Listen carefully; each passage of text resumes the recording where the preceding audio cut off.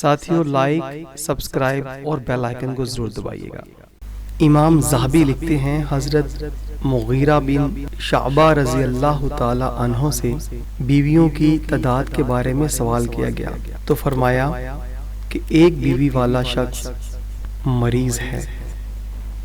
بیوی بیمار ہو تو یہ بھی بیمار ہو جاتا ہے، اس سے حیض آئے تو اسے بھی حیض آ جاتا ہے، وہ روزہ رکھے تو یہ بھی روزہ رکھ لیتا ہے۔ پھر آگے فرماتے ہیں دو بیویوں والا دو انگاروں کے درمیان ہے، جو بھی اسے پالے جلا دیتی ہے۔ تین بیویوں والا ہر روز ایک نئی بستی کا مہمان ہوتا ہے، یعنی ہر روز مہمان کی طرح اس کی خاطر و مدارت کی جاتی ہے۔ اور چار بیویوں والا تو ہر روز ہی دلہا بنا ہوتا ہے۔ باری میں تاخیر اور بیویوں کی کثرت کی وجہ سے ہر بیوی اپنی باری میں دلہے کی طرح اس کا استقبال کرتی ہے اور دلہن کی طرح خود کو تیار کرتی ہے۔ ساتھیوں اس میں بہت ساری توجہ طلب باتیں ہیں جو آپ نے ارشاد فرمائی ہیں۔ آپ غور کیجئے کہ دور حاضر میں چونکہ ہم لوگ یہود و نصارہ کی تعلیم، تہذیب، فکر و عمل اور ان کے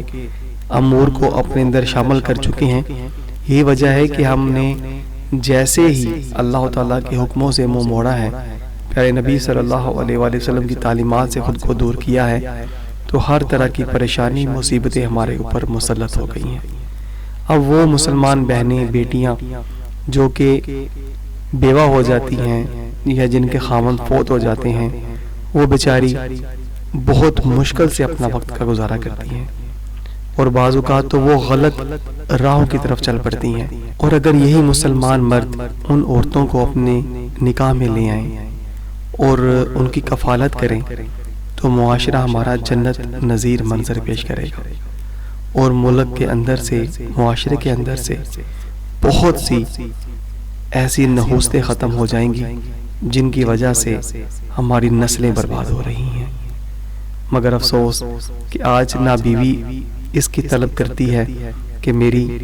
موجودگی میں کوئی دوسری عورت آئے۔